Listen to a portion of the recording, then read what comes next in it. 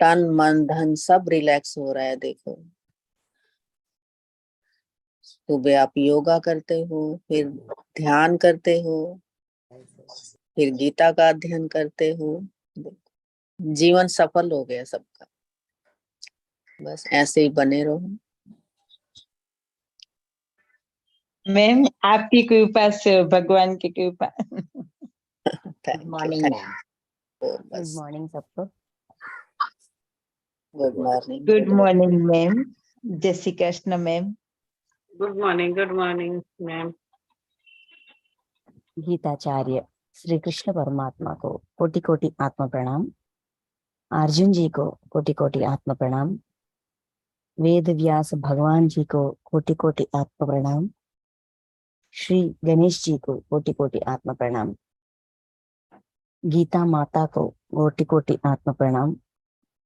गीता का उद्धार करने वाले सारे व्यक्तियों के, उनके आत्माओं को, सबको कोटि कोटि आत्म प्रणाम, पादाभिवंदन।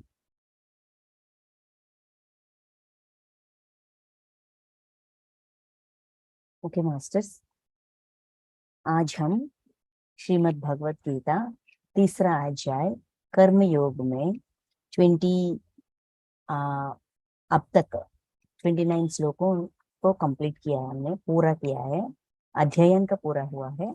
आज 30th श्लोक से हम शुरू कर रहे हैं। तो अब तक क्या बताया गया था? कर्म करने से कोई मुकर नहीं सकते। जानते हुए, ना जानते हुए, चाहते हुए, ना चाहते हुए सब लोग कर्म करते हैं। कर्म करना छोड़ना नहीं अर्जुन, क्योंकि अर्जुन जी पूछते हैं कि मुझे क्यों युद्ध करने पर प्रेरित कर रहे हैं? क्योंकि मैं ज्ञान योग बन जाऊंगा, यही श्रेष्ठ है ना। तो ज्ञान योगी बनने के लिए ज्ञान ही सबसे बड़ा है, महत्व है। तो एक्सक्यूज मी, तो ज्ञान योगी बनने के लिए मैं, अगर मैं युद्ध करूंगी, मैं ज्ञानी कैसे बनूंगा? तो मैं युद्ध नहीं करूंगा। मतलब अर्जुन जी क्या कह रहे हैं? मैं कर्म नहीं करूंगा, योगी बन जाऊंगा, आत्मयोगी बन जाऊंगा। कर्म छोड़ने से कोई योगी या ज्ञान योगी नहीं बनेगा। कर्म करना ही पड़ता है, ऐसा कहते हुए कैसे कर्म करना है, कर्म को कैसे समझना है, और निष्काम कर्म करो, कर्तव्य कर्म करो, शास्त्र विहित कर्तव्य कर्म करो, यज्ञार्थ कर्म करो, ऐसा कर्म के बारे में कहते हुए और समझाते हुए यज्ञार्थ कर्म क्यों करना चाहिए, परमात्मा का प्राप्ति, परमात्मा कहाँ पे होते हैं, कैसे होते हैं, और गुण और कर्म दोनों को अलग अलग से कैसा समझना है। जो ज्ञानी है वो अच्छी तरह समझता है कि गुण के जरिए काम करवा रही है। तो इसीलिए वो गुण को अपने आसक्ति, अपने अंदर की आसक्ति को छोड़कर समझ सकता है ज्ञानी, ऐसा समझाया गया था। और यह भी कहा गया था प्रकृति गुणों के जरिए ही सारे कर्म का उत्पन्न हो रहे हैं, और प्रकृति का गुणदास है अत्यंत महत्व मनुष्य गुणों में होने के वजह से ऐसे नहीं समझ पाते। जो गुण को समझते हैं, जो जिसके जो ये इस सच्चाई को समझते हैं, तो अपने एक्शन का भी समझ सकते हैं, दूसरों का जो भी बर्ताव है, उस बर्ताव के पीछे कारण को भी समझने की प्रयास करते हैं। उनका एक्शन के पीछे उनका गुण क्या है, हमारा रिएक्शन के पीछे हमारा गुण क्या है, ये सारे विषय को समझते हुए अपना कार्य निर्वहन करते हैं। ठीक है, ऐसा समझाने के बाद अभी कृष्ण परमात्मा हमको ये बता रहे हैं, अगर कर्म करने, यज्ञार्थ कर्म करने करते करते, यज्ञार्थ कर्म या कर्तव्य कर्म करते करते अगर, एक्सक्यूज मी, करते करते अगर हमें ये कुछ क्षण ऐसा लगता है कि क्यों हमेशा मैं ही ऐसा काम करूं, क्यों हमेशा मैं अपने आप को समझाऊं, क्यों हमेशा मैं अपने आप पर दोष लगाऊं, ऐसा अगर लगता है सही सारे काम करने पे तो क्या करें? कुछ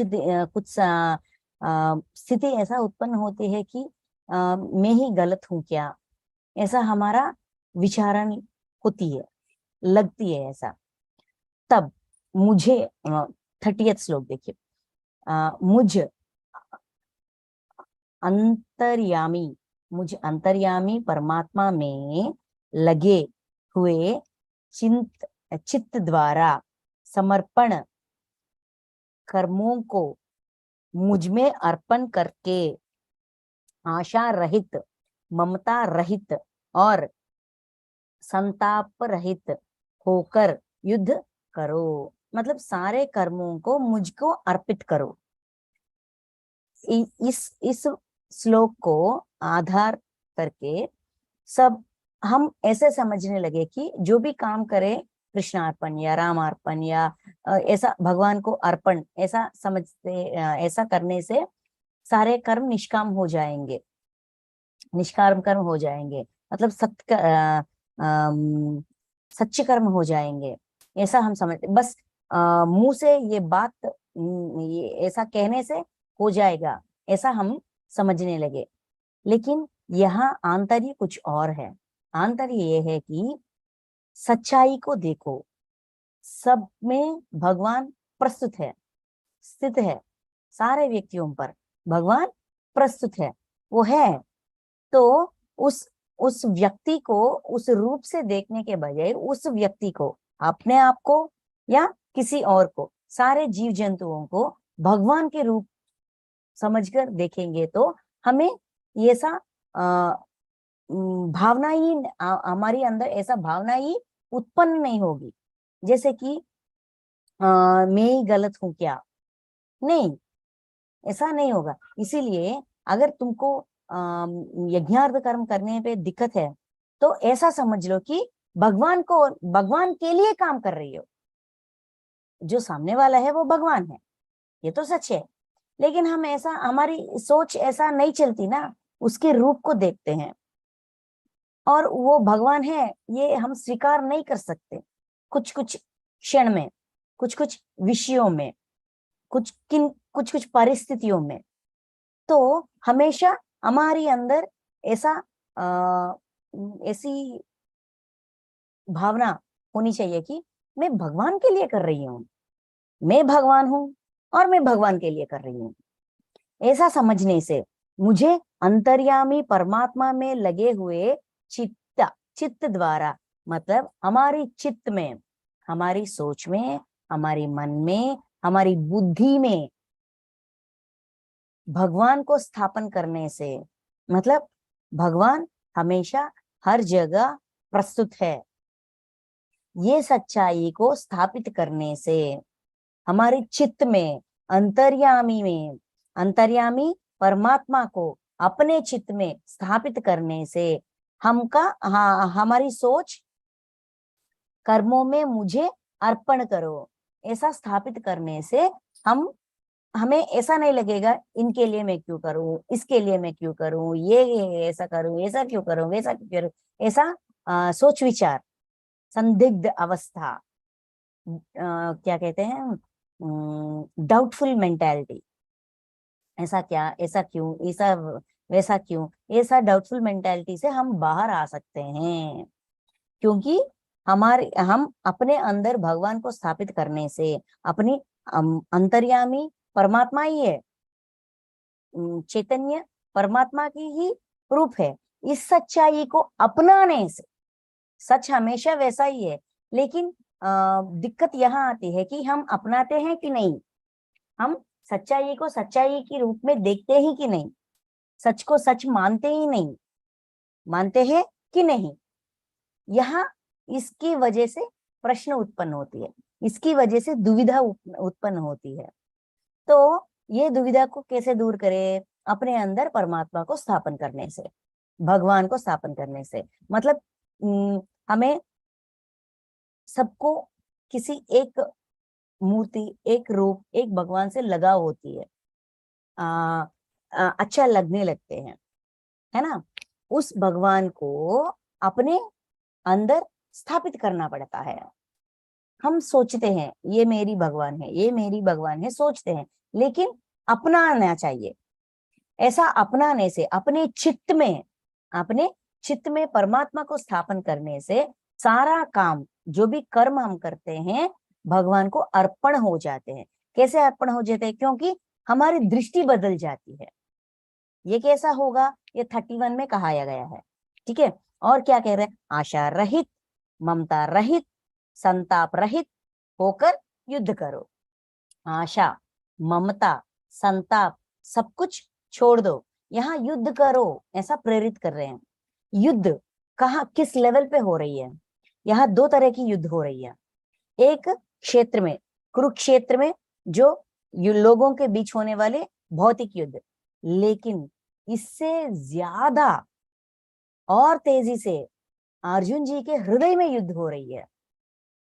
क्या करूं, क्या ना करूं, क्यों करूं, क्यों ना करूं, किस मैं सबको मार दूं, मारने से ये हो जाएगा, ऐसा अंदर का युद्ध चल रही है। अर्जुन जी के हृदय के अंदर युद्ध चल रही है। किस किस पे युद्ध चल रही है? अपनी पूर्व जन्म से, मतलब अपनी ज्ञान, अपनी बुद्धि, जो हम इस जन्म में सीख रहे हैं, नए सीख है ना, जो आज हम सीख रहे हैं वो नए हैं, ये हमारी बुद्धि है। लेकिन पिछले जन्मों में जो हमने सीखा है, हमने किया है, हमारी भावनाएं, हमारी कर्म, हमारी ज्ञान, ये सब कुछ हमारी गुण बन जाते हैं, ठीक है। ये गुण हमको, किसी को मारो, किसी को डांटो, ये हमको नीचा दिखा रहे हैं, ये हमारा काम छीन रहे हैं, हमारे प्लान्स छीन रहे हैं, हमारे बात नहीं सुन रहे हैं। तो इनको दो बातें, कठिन बातें कहकर इनको अपना स्थिति का ज्ञान दिला दो, ऐसा हम सोचते हैं। ये एक तरफ ऐसी सोच होती है, 4 बातें सुनाओ, इसका सबक सिखाओ, इसको ऐसा करो, वैसा करो, ऐसा सोच एक तरफा होती है। और एक तरफ सोच ऐसा होती है कि नहीं नहीं नहीं नहीं, ऐसा नहीं करना चाहिए। हमें सिखा रहे हैं ना, हम सीख रहे हैं, हर रोज हम ध्यान कर रहे हैं, मैं आत्मा हूँ, वो आत्मा है, किसी को गलत बात नहीं करना चाहिए, कहना चाहिए, किसी को अपने मुंह से या अपने सोच विचारों से या अपने करतूतों से किसी को दर्द नहीं देना चाहिए, ऐसा हम सीख रहे हैं। ये नई सीख है, ठीक है, ये भी सच है। और जो हमारी बहुत सारे जन्मों से आ रही है, हमारी गुण जो बहुत सारे जन्मों से, एक एक जन्म ने हमने जो भी सीखा है वो गुण बन गई। मतलब पूर्व जन्म वासन कहते हैं, है कि नहीं? पूर्व जन्म वासना, इन वासनाओं की वजह से हमारी सोच अलग सी होती है, ठीक है। वो एक तरह की सोच है और ये एक तरह, इन दोनों सोचों के बीच युद्ध हो रही है। यहाँ पे क्या सही क्या गलत, एक क्षण के लिए हमको लगता है कि उनको सबक सिखाऊं, एक क्षण के लिए हमको लगता है कि अच्छा बाबा, उसका इच्छा है, उन्होंने कर दिया, मैं क्यों अपने दिमाग खराब करूं, अपने दिन खराब करूं, अपने समय खराब करूं, मैं क्यों उसको दर्द दूं, ऐसा सोचते हैं। इस युद्ध से बाहर आने के लिए, इस युद्ध में जो अंतर्मदन हाँ, हमें सबके अंदर होती है, हमेशा होती है। किन किन परिस्थितियों में हमेशा ये युद्ध चलती रहती है। इस युद्ध को करना ही चाहिए। और कैसा करना चाहिए? आशा छोड़ो, ममता छोड़ो, संताप छोड़ो। मतलब मुझे ये प्राप्त होना चाहिए, आशा मतलब इच्छा, ममता किसी चीज पर हम जो इंटेंशन लगाते हैं, ये हमारे बंधन हो सकते हैं या भौतिक विषय हो सकते हैं, जो भी हो उस पर बहुत गहरा इच्छा, अगर ये चीज, अगर ये व्यक्ति मेरी जिंदगी में नहीं है तो मैं क्या हो जाऊंगा, ऐसा नहीं हो सकता, ये ना हो, ऐसा नहीं हो सकता, इसको ममता कहते हैं। और आशा, ऐसा ही होना चाहिए, अगर ये मिले तो अच्छा होगी ना, ऐसा हो तो अच्छा होगी ना, ये व्यक्ति मुझे महत्व दे, अच्छा होगी ना, ऐसा, ये आशा है। आशा छोड़ दो, ममता छोड़ दो, क्योंकि सृष्टि में बदलाव अनिवार्य है। कोई भी व्यक्ति या कोई भी वस्तु वैसा की वैसा हमेशा नहीं रहते, बदलाव आती है। उस बदलाव को ना स्वीकारने के वजह से हमारे अंदर की जो भावनाएं हैं, जो इच्छा है, जो ममता है, इसके प्रति हमारे एक्सपेक्टेशंस, ये एक्सपेक्टेशंस पूरा नहीं कर पाते। पूरा ना करने से हमारे अंदर दर्द आती है, लेकिन हम, हमारी आंखों के सामने जो दिख रहा है उसको स्वीकारने से हम मुकरते हैं, क्योंकि बदलाव अनिवार्य है। प्रायोरिटीज बदलते हैं, समय बदलती है, व्यक्ति बदलते हैं, सब कुछ बदलती है, लेकिन हम सोचते हैं कि वो वैसा ही रहना, पहले जैसे है वैसा ही रहना चाहिए, वैसा ही होना चाहिए, ऐसा हमारी सोच रहती है। इसकी वजह से, इस आशा की वजह से हमारी ममता बढ़ जाती है और हम संताप में चले जाते हैं, बाधा में चले जाते हैं। शादी से पहले पहले दिनों में कितने प्यार थे, प्यार से बात करते थे, कितना प्यार दिखाते थे, कितना अच्छे बर्ताव करते थे। अभी देखो ऐसा है कि कोई भी मनुष्य तब वैसे थे, अब कैसे हो सकते हैं। देखिए, बाहर वालों को छोड़ देते हैं, अपने बारे में सोचते हैं। जब हमारे नए नवेली दुल्हन थे, हम कैसे थे, अब हम कैसे हैं, हम वैसे ही क्या, उतना ही मर्यादा, उतना ही गौरव, उतना ही समझने की प्रयास, उतना ही वो शरीर का रूप या सोच विचार वैसा ही है क्या, हमारी अंदर बदलाव नहीं आई क्या। तो दूसरों लोग, हमारी फैमिली मेंबर्स हम पर जो इच्छा, जो एक्सपेक्टेशंस रखे थे, क्या हम उस एक्सपेक्टेशंस पर खड़े रह पा रहे हैं, क्या ये मुमकिन है? नहीं ना। बदलाव अनिवार्य है। उस बदलाव को स्वीकारते हुए आशा और ममता को समझते हुए, ये मुमकिन नहीं है, ये अब मुमकिन नहीं है, तब जैसा है अब वैसा होने की संभावना नहीं है। अगर हम इस सच्चाई को स्वीकारेंगे तो अपने अंदर चलते हुए इस युद्ध का समाधान दे पाएंगे, क्योंकि हमारी बुद्धि, हमारी गुण कुछ और सिखाती है, लेकिन हमारी बुद्धि कुछ और सिखा रही है ना। तो हमें क्या करना है, इस बुद्धि को जो इस जन्म में नए नए सीख रहे हैं, ज्ञान सीख रहे हैं, धर्म सीख रहे हैं, सच्चाई सीख रहे हैं, जो विश्व का सच है वो सच को समझने की प्रयास कर रहे हैं, इस बुद्धि को इस गुण के अंदर घुसाना है, इस गुण को सिखाना है। नहीं नहीं नहीं, वो पिछले जन्म से हमने लाए गए हमारी पूर्व विचार है, हमारी वासना क्षय है, पूर्व जन्म वासन है, वो उस जन्म के लिए सच है। लेकिन अब सच बदल गई है, क्योंकि मुझे, मेरी समझ में आ गई कि क्या सच है क्या नहीं है। मांसाहार एक कुछ साल पहले या कुछ दिन पहले मांसाहार हमारे लिए सच था, है कि नहीं। लेकिन जब हमको ये पता चला कि वो हिंसा है, अब मांसाहार नहीं खाना मतलब ये अहिंसा बन गई, और मांसाहार नहीं खाना ही सच है, क्योंकि ये विश्व का सच है। तो बदल गई नहीं आया, ये सच इस रूप में बदल गई, तो ये गलत साबित हुई, पूर्व जन्म वासन गलत साबित हुई।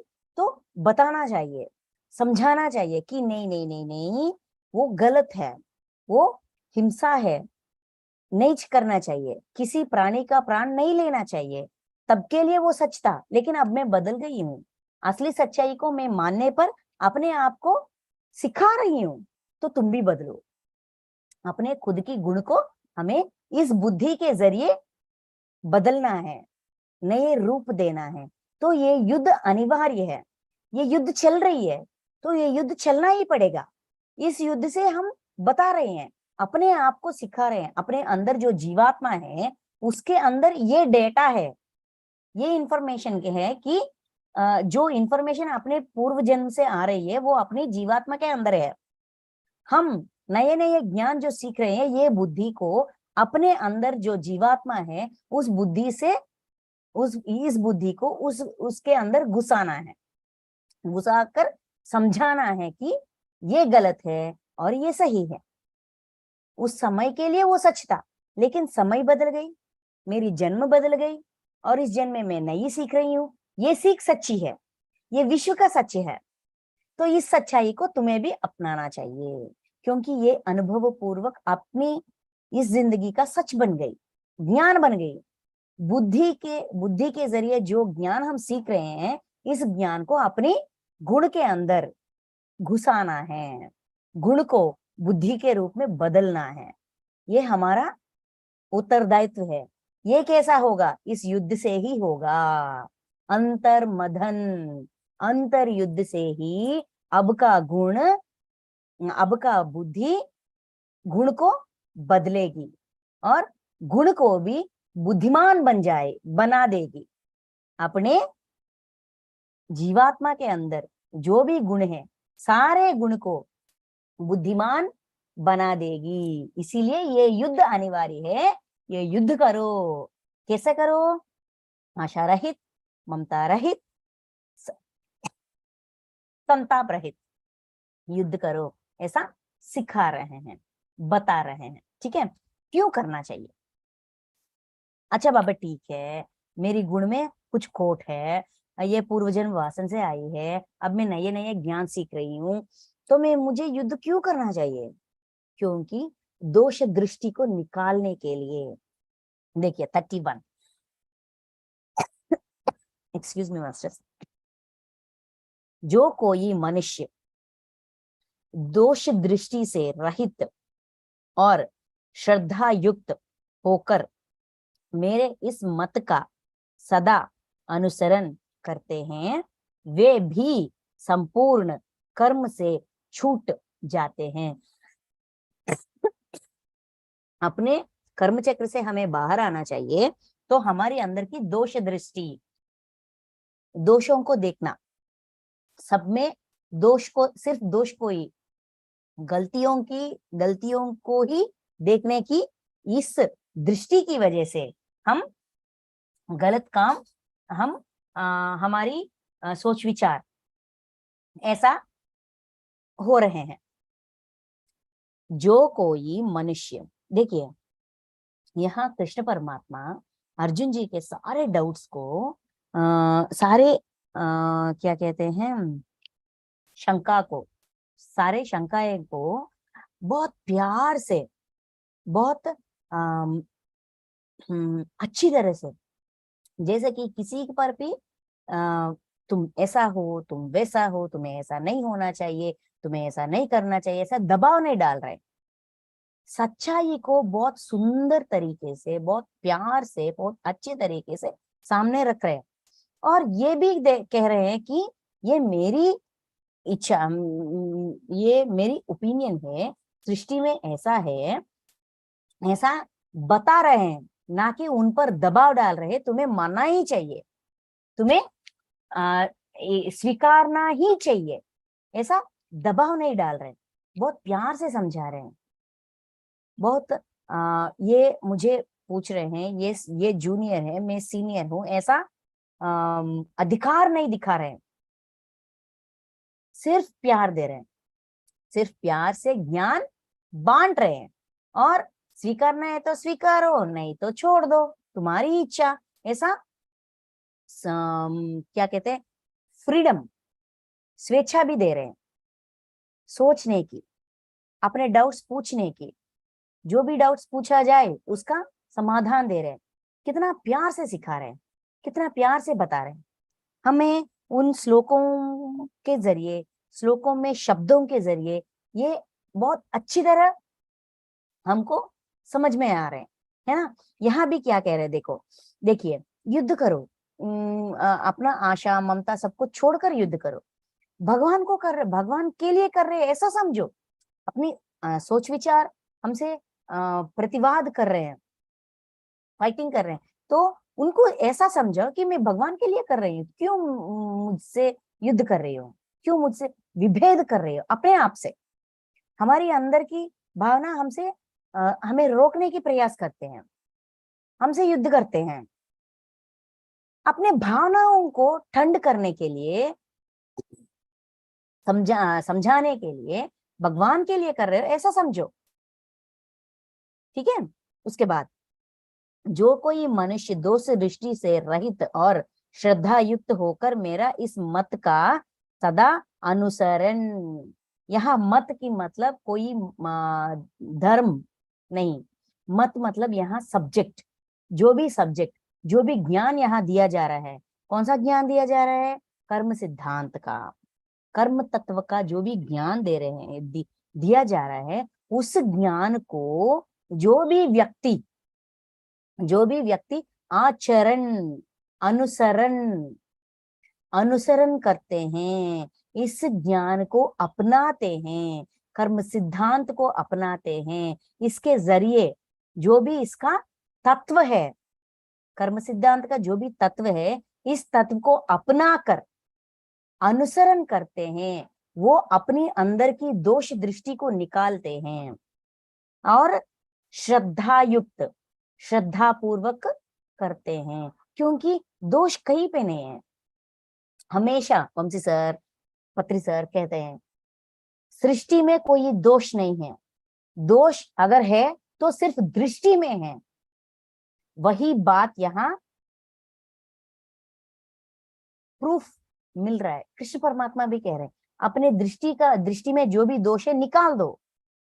देखने से हम ना, हमारे अंदर ऐसा कुछ फिक्स्ड ओपिनियंस रख लेते हैं, ये ऐसा है, ये वैसा है, ये आदमी गलत है, इसका सोच गलत है, ये चोर है, ये क्या कहते हैं, चाड़िया, सबको सबके यहाँ का बात वहां, वहां का बात यहाँ, कह के सबके बीच गलत फहमियों को पैदा करता है। ऐसा किसी, हर एक व्यक्ति के बारे में हमारी अंदर कुछ तरह की भावनाएं हैं, अटूट है। हम उस भावना के जरिए उस व्यक्ति को समझने की प्रयास करते हैं, उनके दोष ही हमारे लिए वो है कि नहीं। उसको निकाल दो, उसको निकालने के लिए ये कर्म तत्व हमारी सहायता करती है। कर्म तत्व क्या है? कर्म तत्व ये शास्त्र विहित कर्म, कर्तव्य कर्म करो, यज्ञार्थ कर्म करो, क्योंकि अपने ओर से देखो, दूसरे औरों की नजरिया से नहीं, अपने नजरिया से हम क्यों कर रहे हैं, हमें क्यों करवाना पड़ रहा है, ऐसा देखने से हमें ना सबके ऊपर जो भी दोष का सोच विचार है, ये सब कुछ बाहर आ जाते हैं। निकालने के लिए हमें इजी हो जाती है, आसान हो जाती है। इसीलिए ये मत का सदा अनुसरण, मतलब ये सब्जेक्ट जो भी यहाँ ज्ञान सिखाया जा रहा है, इस ज्ञान को अपनाने से, इस ज्ञान को आचरण में रखने से हमारे अंदर जो भी दोष दृष्टि है, हमारे दृष्टि हमेशा जो दोष का दोष पर ही आधारित होती है, वो खत्म हो जाती है और श्रद्धा से आचरण करते हैं। किसका आचरण? कर्म तत्व का आचरण, कर्म सिद्धांत का आचरण। वे भी संपूर्ण कर्म से छूट जाते हैं। अगर संपूर्ण कर्म चक्र से बाहर आना चाहते हैं, छुटकारा पाना चाहते हैं, तो आचरण करना चाहिए। सुनने से कुछ नहीं होता। जो ज्ञान सुना है, जो नए हमने सीखा है, उसको सीख का अनुसरण करने से, आचरण करने से ही हम पूरी कर्म चक्र से बाहर आ सकते हैं, अपनी दोष दृष्टि को निकाल सकते हैं। दोष दृष्टि से हम खुद छुटकारा पा सकते हैं, अपनी अंदर श्रद्धा को बढ़ा सकते हैं। अरे यार, वो कैसा है, वो ऐसा है, मुझसे क्या लेना देना, मैं कैसा हूं, मेरी सोच विचार कैसे हैं, मैं कैसा काम कर रही हूँ, मेरी काम करने में मैं अपना 100% दे रही हूँ कि नहीं दे रही हूँ, मैं सेवा भाव से काम कर रही हूँ नहीं कर रही हूँ। ऐसा हमारी चेकिंग खुद पर आ जाएगी, आत्म परिशीलन पर आ जाएगी। तब हम बहुत आसानी से कर्म से छूट सकते हैं। देखिए, भी संपूर्ण कर्म से छूट जाते हैं। ठीक है, तो यहाँ 32 श्लोक देखिए। परंतु जो मनुष्य मुझ में दोषारोपण करते हुए मेरे इस मत को अनुसर नहीं चलते हैं, उन मूर्खों को तू संपूर्ण ज्ञानों में मोहित और नष्ट हुए ही समझ। मतलब वो नष्ट हो जाते हैं। देखिए, यहाँ जो इस ज्ञान का दोषारोपण करते हैं और ऐसा नहीं मानते हैं, अपने मत को आचरण नहीं करते हैं, वो भ्रष्ट हो जाते हैं, वो नष्ट हो जाते हैं, वो मोह में चले जाते हैं। ऐसा कठिन बात कहा जा रहा है यहाँ पे। अब तक 31 श्लोक तक कितना प्यार से बात कहाया जाता था, और 33 से भी कितना प्यार से बात कहाया जा रहा है। 33 भी देखते हैं। देखिए, सभी प्राणी प्रकृति को प्राप्त होते हैं, अर्थात अपने स्वभाव के परवश हुए कर्म करते हैं। ज्ञानवान भी अपनी प्रकृति के अनुसार चेष्ट करते हैं। फिर इसमें किसी का हट क्या करेगा। यहाँ इस श्लोक में भी कितना प्यार से समझा रहे हैं कि कोई भी व्यक्ति अपने प्रकृति के अनुसार ही कर्म करते हैं। ज्ञानी भी अपनी प्रकृति के अनुसार ही कर्म करते हैं, और सभी प्राणी प्रकृति को प्राप्त होते हैं, प्रकृति के अनुसार ही, अपने सिचुएशंस के अनुसार ही, अपने गुणों के अनुसार ही अपने कर्म करते हैं। अपने स्वभाव के परवश हुए, अपने स्वभाव के जरिए ही काम करते हैं। मतलब ये ज्ञानी हो या अज्ञानी हो, प्रकृति के अनुसार ही कर्म करते हैं। तो मैं कर्म नहीं करूंगा, मुझे कर्म क्यों करना चाहिए, मैं युद्ध नहीं करूंगा, ऐसा हट कहाँ चलेगा, कैसा चलेगा, नहीं चलेगा ना। तो 31 में भी प्यार से समझाया गया है, 33 में भी प्यार से समझाया जा रहा है, लेकिन 32 में इतना कठिन बात क्यों कहाया जा रहा है? क्योंकि ये प्रक्षिप्त है। देखिए, ये जो भी ज्ञान है, ये मौखिक कहते हैं, क्योंकि गुरु मतलब पुराने काल में जाएंगे तो गुरु अपने मुंह से कहते हैं, शिष्य अपने कानों से सुनते हैं। ये मौखिक कहते हैं इसको।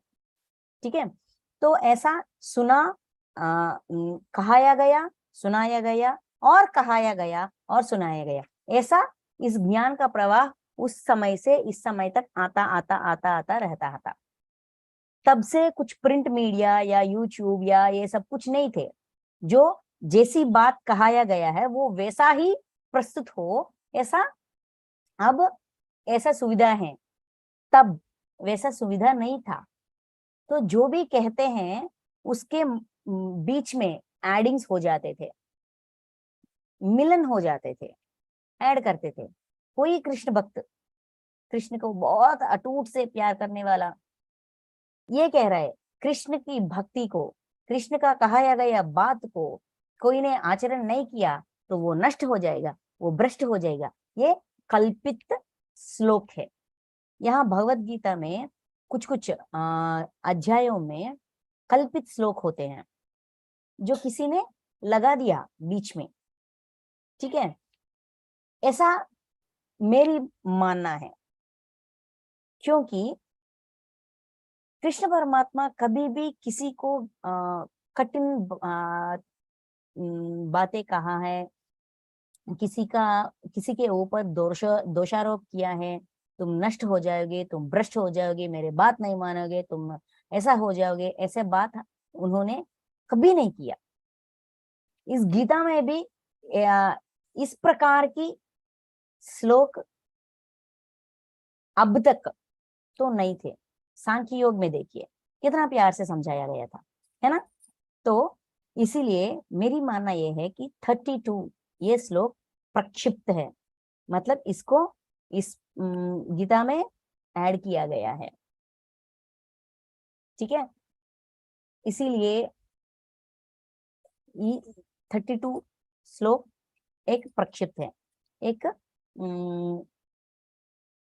किसी का रखा गया श्लोक है। क्योंकि सारे ये 700 श्लोकों में कभी भी किसी को गलत साबित किया, तुम गलत हो, तुम्हें ऐसा नहीं करना चाहिए, तुम्हें वैसा नहीं करना चाहिए, ऐसा कठिन शब्दों में कहा गई कोई बात नहीं है। ये कठिन शब्दों में कहा गया है तो ये कृष्ण की वाणी नहीं है, ये मेरी मानना है, ठीक है। तो 33 इसीलिए हम ये श्लोक छोड़ रहे हैं। सभी प्राणी प्रकृति के प्राप्त होते हैं, प्रकृति को प्राप्त होते हैं, अर्थार्थ मतलब अपने स्वभाव के परवश हुए कर्म करते हैं। सारे लोग अपने स्वभाव से परवश होकर ही काम करते हैं। अपने गुण के जरिए अपने परिस्थिति अपने अंदर के गुण को प्रभावित करती है। हमारे गुण प्रभावित होकर हमसे काम करवाती है। तो काम ना करूं, काम नहीं करूंगा, काम छोड़ दूंगा, ऐसा हट किसी का भी नहीं चलेगा। वो ज्ञानी हो या अज्ञानी हो, जो भी हो, जैसा भी मनुष्य हो, उसका हट नहीं चलेगा। कैसा चलेगा ऐसा हमको पूछ रहे हैं, हट कैसा चलेगा, है ना।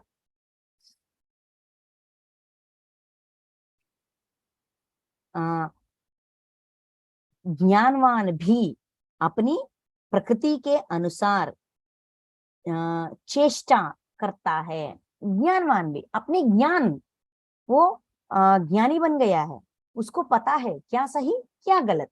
अपने गुण सारे परिस्थिति के अनुसार अपने गुण प्रभावित होते हैं।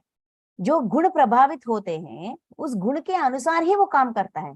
लेकिन यहाँ हमें समझना चाहिए कि उन्होंने अपने गुण को भी बदल दिया, गुण में बदलाव लाया, मतलब दुर्गुण को सद्गुण के रूप में बदल दिया। उस गुण के अनुसार ही काम करते हैं। फिर इसमें किसी का हट क्या करेगा, किसी का हट कैसे चलेगा। काम के जरिए में, काम के सिलसिले में, गुण के सिलसिले में किसी का हट कैसे चलेगा। हट क्या करेगा? कुछ नहीं करेगा, हट नहीं चलेगा, काम करना ही पड़ता है। 34 देखिए, इंद्रिय, इंद्री के अर्ध में इंद्री और इंद्रियार्ध,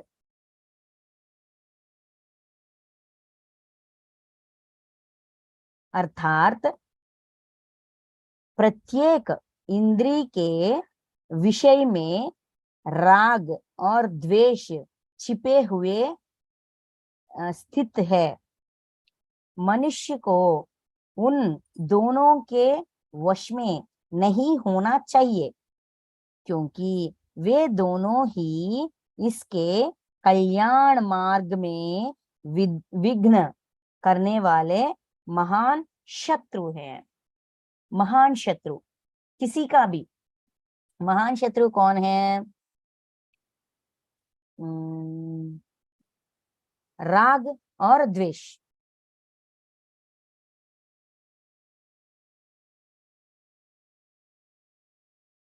ये राग और द्वेष मनुष्य के विघ्न है। किसमें विघ्न है? कल्याण में विघ्न है। हमारा उद्धार में कौन कौन एक विघ्न के तरह, एक बाधा के तरह खड़े रहे हैं? राग और द्वेष। किस पर राग? विषयेंद्रिय, विषय और इंद्रिय। हमारे इंद्रिय विषय के जरिए विषय के तरफ खिंचाए जाते हैं, खिंचाए चले जाते हैं। मतलब विषय, देखिए प्रत्येक इंद्रिय के विषय में, इंद्रिय के विषय में कुछ वस्तुओं के या कुछ बंधनों के वजह से हम अपने आप को बंधनों पर जो राग और द्वेष हम लगाते हैं। यहाँ विषय मतलब मतलब सारे वस्तु समुदाय, मतलब हमारी फिजिकल लाइफ जो दिख रहा है, घर, कारोबार, जेवर, पैसा, साड़ियां, वस्तु, सब कुछ। इतना ही नहीं, हमारे इमोशंस भी, व्यक्ति, हमारे रिलेशंस, रिश्तेदारों के ऊपर हमने जो अभिमान लगाया है, इच्छा है, एक्सपेक्टेशन है, ये मेरा पति है, इसके बिना मेरी जिंदगी नहीं कटेगी, ये मेरे बच्चे हैं, बच्चे नहीं होगी तो क्या करूंगा, ये मेरी घर है, ये वो है, ये मतलब सारे वस्तुदा समुदाय और सारे व्यक्ति, हमारे करीब करीब व्यक्तियां, ये सब कुछ विषय। ठीक है, एक विषय में भी इस विषय के ऊपर जो राग और द्वेष हम लगाते हैं, इस विषय के प्रति हमारी भावना, राग मतलब इच्छा, प्यार, स्नेह, ये राग है। द्वेष मतलब एनिमिटी, मतलब स्नेहपूर्वक भावना या शत्रुपूर्वक भावना। ये दोनों भावनाएं हम इस विषय पर लगाते हैं, इस विषयों पर ये भावनाएं होती है। इस भावना के वजह से हम अपना कल्याण के मार्ग में यही भावनाएं बाधा बन जाते हैं, दिक्कत बन जाते हैं, विघ्न बन जाते हैं। तो विषय को विषय के रूप में ही देखो, उस पर कोई इंटेंशन मत रखना। इस इंटेंशन हमको खींचे लेके चले जाती है, खींच लेती है। अर्धार्ध, इंद्रियों के अर्ध में, मतलब इंद्रिय और इंद्रिय विषय। अर्थात प्रत्येक इंद्रिय के विषय में राग और द्वेष। प्रत्येक, हम सोचते हैं कि नहीं मैं ठीक हूं, मैं सब अच्छी तरह से हूं, मैं ये हूं, मैं वो हूं, समझते हैं। लेकिन किसी पर कुछ ज्यादा ही राग या द्वेष होने के वजह से छुपे हुए स्थित है, छुपे हुए होते हैं, हमको नहीं पता। हम सोचते हैं हम ठीक हैं, हम समझते हैं, बंधनों को समझते हैं, कर्मों को समझते हैं, कर्तव्य को समझते हैं, सब कुछ समझते हैं। लेकिन जो इंटेंशन, जो राग या द्वेष हमने अभी तक उस पर लगा दिया है, वो छुपी हुई होती है, वो ऐसा बाहर दिखती नहीं है लेकिन होती है।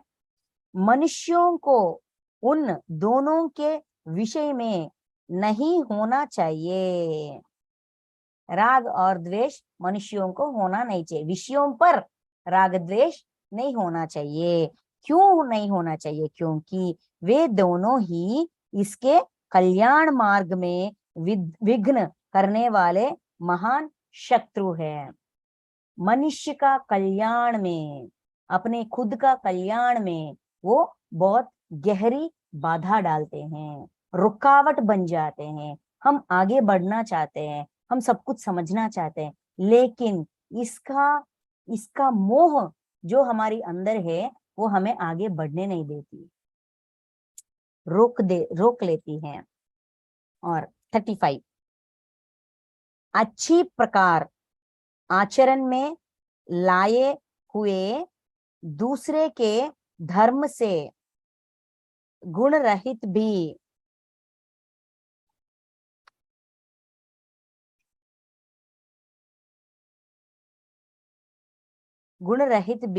अपना धर्म अति उत्तम है। अपना धर्म अति उत्तम है। अपने धर्म में तो मरना भी कल्याणकारक है और दूसरों का धर्म भाई को देने वाला है। देखिए, खुद स्वधर्म का महत्व समझा रहे हैं हमको। सांख्य योग में भी स्वधर्म और परधर्म का महत्व समझाया गया था। अभी यहाँ पे भी कह रहे हैं कि जो भी अपना जो है, अपनी अंदर से जो भावना करने की इच्छा है वही कीजिए। अपनी धर्म को, अपनी स्वधर्म को ही महत्व दीजिए। किसी और का धर्म, किसी और का कहाया गया बात, किसी और का समझाया गया बात को महत्व मत देना। वो क्यों नहीं देना? क्योंकि वो परधर्म है। श्रेयोन स्वधर्म विगुणः। और कहते हैं परधर्मो भयापकः। परधर्म को मानना बहुत भयानक है, क्योंकि वो हमारे लिए धर्म नहीं है। हमको नहीं पता, आंख मूंद कर किसी बात को नहीं मानो, ये समझाया जा रहा है। वो किसी ने कहा, किसी का भी कहाया गया बात हो, आंख मूंद कर विश्वास नहीं करने का। जो बात कहाया जाता है उसको सुनो, समझने की प्रयास करो। समझने के बाद इस बात को मैं मानूं, मैं आचरण में रखूं, मैं अनुसरण करूं कि नहीं करूं, 100 बार विश्लेषण कीजिए, चेक कर लीजिए, प्रयास कीजिए, इन्वेस्टिगेशन कीजिए। सारा इन्वेस्टिगेशन होने के बाद अगर मानने को लगता है तो पहले आचरण में रखिए, मतलब इस्तेमाल कीजिए, उस ज्ञान का इस्तेमाल कीजिए। इस्तेमाल करने के बाद वो हमारे लिए अनुभव बन जाती है। ठीक है, जो इंफॉर्मेशन मिला था बाहर से वो हमारे लिए अनुभव बन जाती है।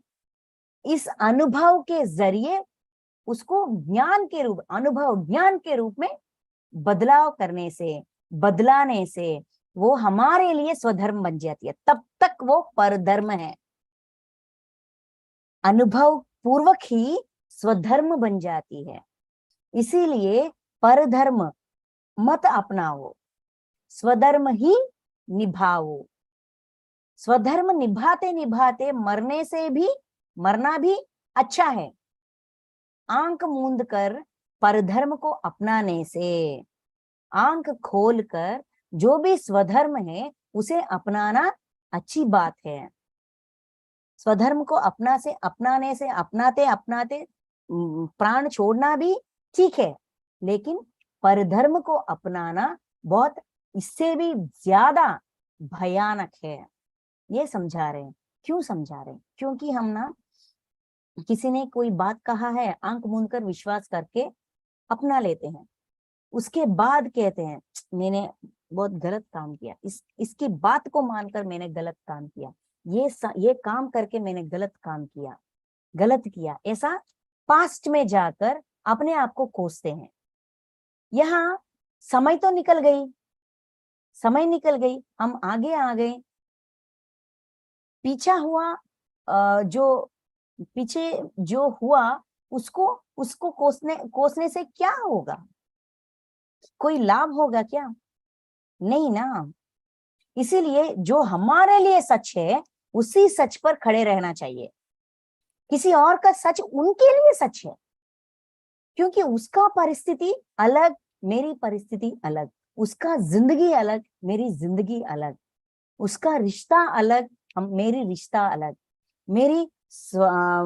मेरी घर कारोबार, physical status, financial status, emotional status अलग, उसका फिजिकल स्टेटस, फाइनेंशियल स्टेटस और इमोशनल स्टेटस अलग। उनके लिए वो सच बन सकती है क्योंकि वो उनका अनुभव ज्ञान है। अगर उस सच में मुझे मानना है तो मुझे उस सच को सुनकर, समझकर, पूरी तरह से विश्लेषण करने के बाद, आचरण में रखने के बाद, अगर वो ठीक लगे तभी मुझे अपनाना चाहिए, वरना छोड़ देना चाहिए। तो आप ऐसा करने से उसका परधर्म मेरे लिए स्वधर्म बनाने के बाद ही अपनाना चाहिए। ऐसा करने से मैं किसी और को नहीं कोसूंगी। ये मेरी निर्णय है, तो मैंने सोच विचार करके ही अपनाया है, तो ये मेरे लिए स्वधर्म बन गई। स्वधर्म बनने के बाद ये ठीक हो जाती है। ठीक है, तो परधर्म और स्वधर्म, क्योंकि यहाँ ये डाउट आती है, यहाँ कृष्ण परमात्मा जो भी कह रहे हैं वो अर्जुन के लिए सच नहीं है ना। अर्जुन के लिए परधर्म बन गई, कृष्ण परमात्मा के लिए स्वधर्म है, लेकिन अर्जुन के लिए परधर्म बन गई। तो इसीलिए कृष्ण परमात्मा प्यार से ये समझा रहे हैं, जो भी तुम सुन रहे हो, जो भी तुम्हें बताया जा रहा है, उसको अच्छी तरह से समझो, पूरी तरह से समझो, अपना व्यय, प्रयास, सोच विचार, विचक्षणा, ज्ञान, बुद्धि सब कुछ लगाकर सोच विचार करो, कहां तक सच है, कहां तक मान सकता हूं, कहां तक ये सच है। ऐसा सोचने से हमें आधा ही समझ में आएगा। जो हमने सोचा है उसको एक बार आजमा कर देखना चाहिए, एक बार के लिए या 2 बारों के लिए, 3 बार के लिए, 3 टाइम्स अपने आप के लिए हमें ट्राई करना चाहिए। 3 बार ट्राई करना चाहिए। 3 बार ट्राई करने के बाद भी हमको ठीक नहीं लगा तो छोड़ देना चाहिए। ठीक है, तो यही कह रहे हैं यहाँ पे, तुम सुनो, सुनने के बाद अपने सोच विचार, अपने विचक्षण को लगाओ, विचक्षण के जरिए इस सच को मानने के प्रयास करो। मानने के बाद आजमा लो, 1 बार 2 बार आजमा लो, ट्राई कीजिए। ट्राई करने के बाद अगर ये सच जो कहाया गया था कर्म के बारे में या ज्ञान के बारे में, ध्यान के बारे में जो कहाया गया था, वो हाँ ये काम कर रही है, ये ठीक है, जो उन्होंने कहा है वो सच है, सच्चाई में सच है। अच्छा, तो अब मैं इस सच को मैं अपना बनाऊंगी, अपना स्वधर्म बनाऊंगी। फॉर एग्जाम्पल, छोटा सा एग्जाम्पल, हमें पहले ध्यान जैसा एक साधना होती है, हमको नहीं पता है ना। किसी ने आकर हमको बता दिया, हमारे रिश्तेदार हो सकते हैं, फ्रेंड हो सकते हैं, और या ऑडियो हो सकती है या यूट्यूब वीडियो हो सकती है, जो भी है, एक मार्ग बन गई हम तक पहुंचाने में। ध्यान के प्रक्रिया को, आनापानासति मेडिटेशन को अपने पास लाया गया है, हमने सुना है, सुनने से हाँ हाँ हाँ ये सच है, ये सच है, हमने किया है क्या? नहीं। क्या कहते हैं पत्री सर या वंशी सर, क्या कहते हैं, पहले तुम करो, अगर तुम्हें ठीक लगे तो अपनाओ, है ना। तो हमने क्या किया, अच्छा बाबा एक बार आजमा कर देखते हैं, एक बार देखते हैं, करके देखते हैं, तो हमने बेटा ध्यान में अपने श्वास पर ध्यास लगाने की प्रयास किया है ना। करने के बाद हमें एक्सपीरियंस हुआ है, जो कहाया गया है वो सिर्फ इंफॉर्मेशन है, ठीक है। उस इंफॉर्मेशन को जब हमने आजमाया कर देखा है तो वो हमारे लिए एक्सपीरियंस बन जाती है, खुद का एक्सपीरियंस बन जाती है। Information plus experience is knowledge. तब हम जाकर हमारे लिए अनुभव ज्ञान बन जाती है, उस अनुभव ज्ञान ही स्वधर्म बन जाती है। तब अपनाओ। आंख मूंद कर किसी बात को अपनाना नहीं, सुनो, समझो, प्रयास करो, आजमा कर देखो, ठीक लगे, अच्छे लगे तो पूरी तरह से अपना बना दो। अपना बनाने के बाद ही वो स्वधर्म बन जाती है, तब तक वो परधर्म ही बन जाती है। परधर्म को मानकर बहुत सारे लोग अपने जिंदगियों को बर्बाद कर दिया है। इसीलिए परधर्म भयापक है। देखिए, परधर्मो भयावह, स्वधर्म निधनम श्रेयः। स्वधर्म ही श्रेय हमको हमारे श्रेय फ्रेंड है, हमारा उद्धार करेगा। परधर्म भयंकर है। परधर्म को आंख मूंद कर अपनाने से स्वधर्म को मानते हुए, स्वधर्म को निभाते अपने शरीर छोड़ना भी ठीक है। समझ गए? तो ये बता रहे हैं यहां तक। अब 36 ये सारे ज्ञान सुनने के बाद अर्जुन जी को एक और डाउट आया था, एक और संशय आया था, वो उसके बारे में हम नेक्स्ट सेशन में डिस्कस करेंगे। तो आज हम 30, 31, 32, 33, 34, 35 6 श्लोकों के बारे में हमारा विश्लेषण हुआ था। Thank you masters, thank you so much.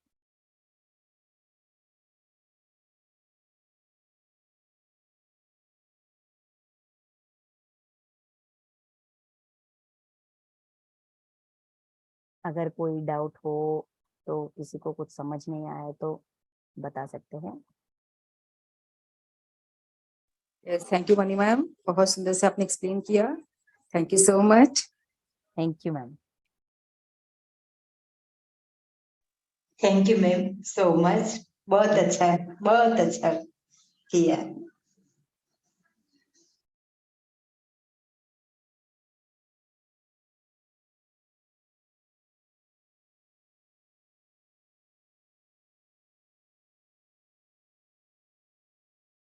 अगर किसी का कोई डाउट्स नहीं हो तो हम मीटिंग एंड कर सकते हैं।